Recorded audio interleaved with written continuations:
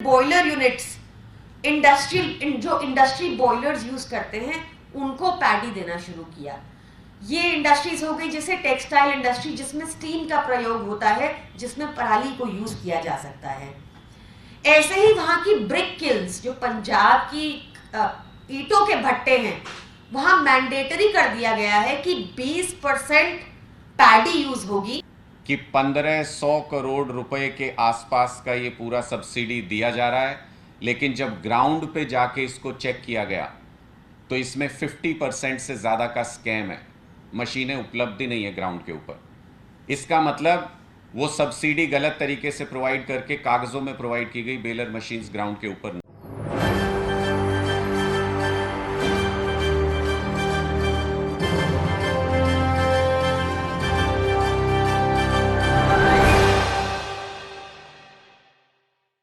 किसानों को बताए, ऑप्शंस बताए कि सरकार उनके लिए क्या क्या कर रही है, कौन सी मशीनरी अवेलेबल है और पराली जलाना कैसे हार्मफुल है।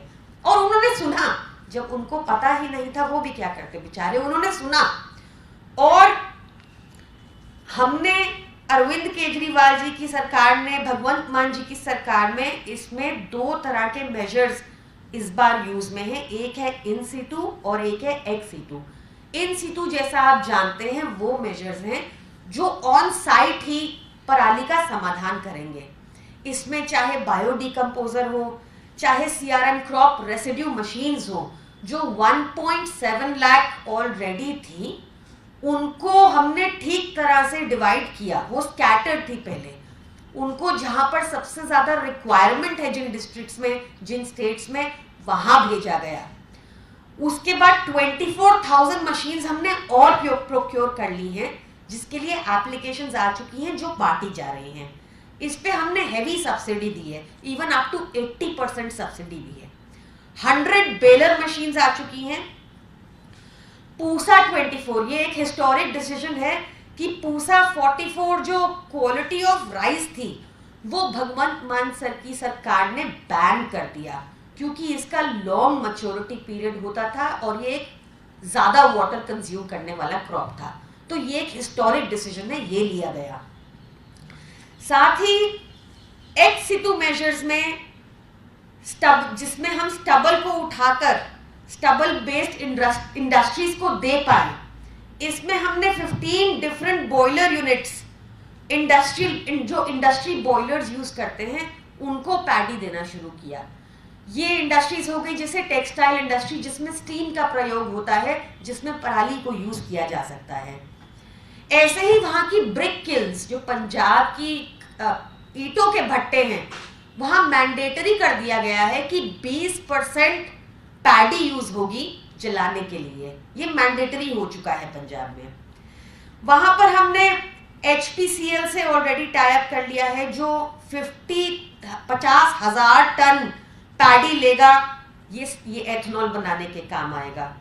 ऐसे ही डेयरी में हमारी बात राजस्थान और गुजरात से हो रही है कि वो पैडी ले ले और चारे के प्रयोग में यूज करे। ये बात लोकल तौर पे भी हो रही है और बाकी स्टेट से भी हो रही है। 5 बायोगैस प्लांट्स आज ऑपरेशनल हैं। 9 बायोगैस प्लांट्स नवंबर 2023 तक कर दिए जाएंगे। 34 और प्लांट्स एडिशनली अभी हमें खोलने हैं।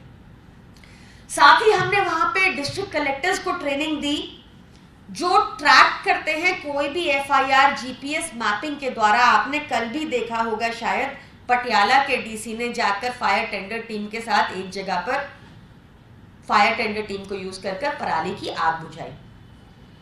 हम लगातार वहां पर फार्मर्स को मोटिवेट कर रहे हैं और रिवॉर्ड कर रहे हैं जो पराली नहीं जलाते। पिछले ट्यूसडे को, जैसा मैंने आपको पहले बताया, हमने एक CAQM को अपनी रिपोर्ट सबमिट की है, जिसमें हमने आश्वासन दिया है कि 50% इस साल पराली कम होगी। देखिए, ये पूरे मेजर्स नहीं है, हमने बहुत और चीजें भी की हैं और करने की जरूरत भी है। पर इस प्रेस वार्ता की जरूरत इसलिए पड़ी क्योंकि कल ही एक खबर आई कि हरियाणा में अब तक पिछले साल के मुकाबले 3 गुना पराली जलाई जा चुकी है।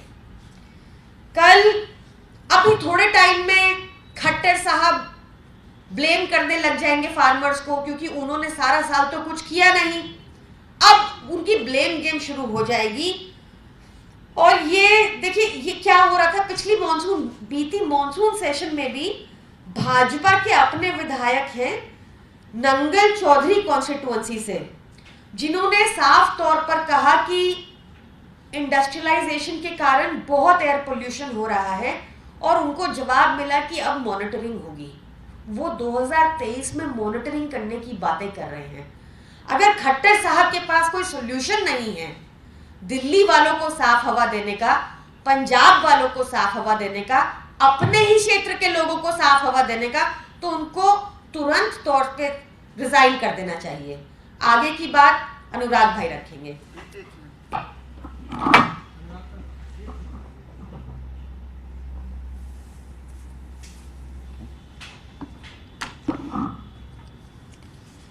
जैसा कि आपने अभी सुना कि किस तरीके से दिल्ली हर बार और आसपास का इलाका भी, जिसमें हरियाणा भी आता है, हम लोग भी सब आते हैं, वो विक्टिम होता है हर बार इस एयर पोल्यूशन का, जिसका मेन कारण पराली का जलना हर साल होता है। आज हम इस प्रेस वार्ता को इसलिए कर रहे हैं क्योंकि अभी पराली का जलना शुरू हुआ है, इनिशियल फेज़ है, और अभी से जो खबरें आ रही हैं वो बहुत अलार्मिंग है। मैं हरियाणा के बारे में इसलिए बताना चाहता हूं क्योंकि हरियाणा गवर्नमेंट के क्लेम्स बहुत बड़े बड़े होते हैं, लेकिन जो योजनाएं बनाई गई इस पोल्यूशन को कम करने के लिए, पराली के जलने को कम करने के लिए, वो किस तरीके से ग्राउंड पर बिल्कुल भी लागू नहीं हो रही हैं। वो 2-3 फैक्ट्स मैं आपके सामने रखना चाहता हूं। अगर हम पिछले सालों से कंपेयर करें, 4 अक्टूबर को डे वाइज मैं आपको बता रहा हूं, तो 2021 में 2 फार्म फायर के इंसिडेंट थे, 2022 में 7 फार्म फायर के इंसिडेंट थे, और 2023 में 29 फार्म फायर के इंसिडेंट 4 अक्टूबर को देखने में आए। 8 अक्टूबर को अगर इसी तरह से कंपेयर करें, मैं उससे पहले 5 अक्टूबर को अगर कंपेयर करें, 2021 में 3 फायर इंसिडेंट थे, 2022 में 24 फायर इंसिडेंट थे, और 2023 में 24 फायर इंसिडेंट हैं। इसी तरीके से अगर 8 अक्टूबर को कंपेयर करें तो 2021 में 27 फायर इंसिडेंट थे, 2022 में इस दिन फायर इंसिडेंट नहीं थे, और 2023 में अगर देखें तो 55 फायर इंसिडेंट हैं। ओवरऑल अगर हम देखें तो अभी तक जैसा बताया भी कि 3 गुना ये बढ़ चुके हैं। 62 फायर इंसिडेंट अभी तक, आज की डेट तक 2021 में थे, 80 फायर इंसिडेंट 2022 में थे, और 2023 में 277 फायर इंसिडेंट अभी तक सैटेलाइट के जरिए देखे जा चुके हैं। ये क्यों हो रहा है? इस बार ये फायर इंसिडेंट क्यों बढ़ रहे हैं? क्या हरियाणा सरकार जानबूझकर हरियाणा के लोगों को, दिल्ली के लोगों को इस प्रदूषण की आग में झोंकना चाहती है? मेरा सीधा सवाल खट्टर साहब से है, और इसलिए है क्योंकि 2 महत्वपूर्ण चीज़ें हैं जिनके आधार पर पराली के जलने को कम किया जा सकता है। हमारा साफ तौर पर यह मानना है कि किसान इस पूरे मामले में कभी भी एक्यूज्ड नहीं हो सकते। किसान इसमें विक्टिम है पूरे के पूरे मामले में, क्योंकि ना उनके पास नॉलेज कभी उनके साथ शेयर की गई, ना उनको मशीनरी उपलब्ध कराई गई, ना उनको वो संसाधन उपलब्ध कराए गए या वो स्कीम्स दी गई जिसके ज़रिए वो पराली का सही तरीके से समाधान कर सकें। पहले से ही बाढ़ का प्रकोप झेल रहे हरियाणा के किसान, अब उनके ऊपर जैसे ही कोई रिपोर्ट होती है, आज जब हम इस मुद्दे पर बोल भी रहे हैं तो सरकार के पास सिर्फ एक ही साधन होता है, पुलिस को भेजें, उनके ऊपर FIR दर्ज करा दें, किसानों के ऊपर लाखों रुपए के फाइन किसानों के ऊपर किए जा रहे हैं। लेकिन सरकार ने क्या किया? 2 महत्वपूर्ण चीज़ें हैं। एक, बेलर मशीन जिसके ज़रिए कि गट्ठे बनाए जाते हैं पराली के, उनको ज़्यादा से ज़्यादा उपलब्ध कराना, और दूसरा बायोडिकम्पोज़र, जो एक सहमति सी तीनों स्टेट्स के बीच में एक इस तरीके की बनी थी कि ये 2 चीज़ें, इनकी रूपरेखा ऐसी होनी चाहिए। जो एक कमेटी बनी थी उसमें ये तय हुआ था कि ये 2 ज़रूर कदम उठाने। लेकिन हरियाणा के अंदर बेलर मशीन के लिए 5 लाख रुपए की सब्सिडी उपलब्ध हरियाणा सरकार द्वारा कराई जाती है। आपको जान करके आश्चर्य होगा कि 1500 करोड़ रुपए के आसपास का ये पूरा सब्सिडी दिया जा रहा है, लेकिन जब ग्राउंड पे जाके इसको चेक किया गया तो इसमें 50% से ज़्यादा का स्कैम है। मशीनें उपलब्ध ही नहीं है ग्राउंड के ऊपर। इसका मतलब वो सब्सिडी गलत तरीके से प्रोवाइड करके कागज़ों में प्रोवाइड की गई बेलर मशीन्स ग्राउंड के ऊपर नहीं है। 80,000 मशीनें होने का दावा हरियाणा सरकार करती है। मेरा चैलेंज है, कोई भी हरियाणा के मंत्री अधिकारी साथ जाके हमारे साथ देख सकते हैं। डिस्ट्रिक्ट्स के अंदर भी अगर जाएंगे 20,000 बेलर मशीनें भी इस वक्त ग्राउंड पे उपलब्ध नहीं है, जिनके ज़रिए किसी भी तरीके से समाधान नहीं हो सकता पराली का। दूसरा, बायोडिकम्पोजर, लास्ट ईयर भी ये क्लेम किया गया कि जैसे दिल्ली ने समाधान किया, पूसा का बायोडिकम्पोजर इस्तेमाल करके किसानों को फ्री में उपलब्ध कराया, हमसे सीखने का दावा करते हुए हरियाणा सरकार ने ये कहा कि हम भी उपलब्ध कराएंगे। पिछले साल भी ये क्लेम किया गया, इस बार भी जो स्टेट की मीटिंग हुई उसमें ये कहा गया कि बायोडिकम्पोजर बड़े पैमाने पर किसानों को उपलब्ध कराया जाएगा। लेकिन आज जब फार्म फायर इंसिडेंट 3-4 गुना बढ़ चुके हैं हरियाणा के अंदर, आज की स्थिति ये है कि जो डिस्ट्रीब्यूशन सेंटर्स डिस्ट्रिक्ट्स में होते हैं वहाँ पर भी अभी तक बायोडिकम्पोजर का एक पैकेट भी हरियाणा में कहीं पर नहीं पहुँचा है। ये बायोडिकम्पोजर जब पहुँचेगा डिस्ट्रिक्ट सेंटर तक, उसके बाद किसानों को वितरित किया जाएगा। और ऐसा नहीं है कि किसानों को वितरित किया और वो तुरंत इस्तेमाल कर सकते हैं। इसके घोल को प्रिपेयर करके उसको 7 दिन 10 दिन रखना होता है। यानी जब ये बायोडिकम्पोजर डिस्ट्रिक्ट ऑफिस पहुँचेगा उसके 15 दिन के बाद इसको इस्तेमाल किया जा सकता है खेत में, 10 से 15 दिन के बाद। तो अगर अभी तक नहीं पहुंचा ये बायोडिकम्पोजर, ये अटर फेलियर, सबसे बड़ा फेलियर खट्टर सरकार का मैं इसको मानता हूं कि अब जब पराली जलनी शुरू हो गई, किसान के पास कोई रास्ता ही नहीं बचा। किसानों के पास सरकार ने कोई रास्ता ही नहीं छोड़ा, बायोडिकम्पोजर पहुंचा नहीं, मशीनें आपके पास उपलब्ध नहीं है। और अब जब लगातार दबाव बढ़ेगा, जब आसपास के हर इलाके में प्रदूषण चारों तरफ फैलता है, तो फिर हरियाणा सरकार किसानों को एक्यूज बना करके उन पर FIR दर्ज करना, उन पर कड़े कदम उठाना, उन पर लाखों रुपए के फाइन लगाना शुरू कर देती है।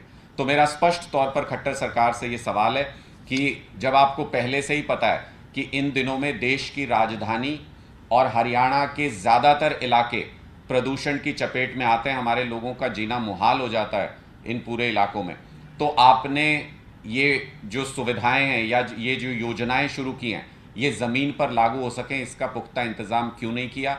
और अगर हज़ारों लाखों लोगों को आप प्रदूषण के धुएं में घुटते हुए देख सकते हैं या ऐसे इंतज़ामात कर दिए हैं आपकी सरकार ने कि आने वाले समय में ये प्रदूषण की समस्या बहुत ज़्यादा बढ़ने वाली है, तो क्या मुख्यमंत्री के तौर पर आपको कुर्सी पर बैठे रहने का अधिकार है?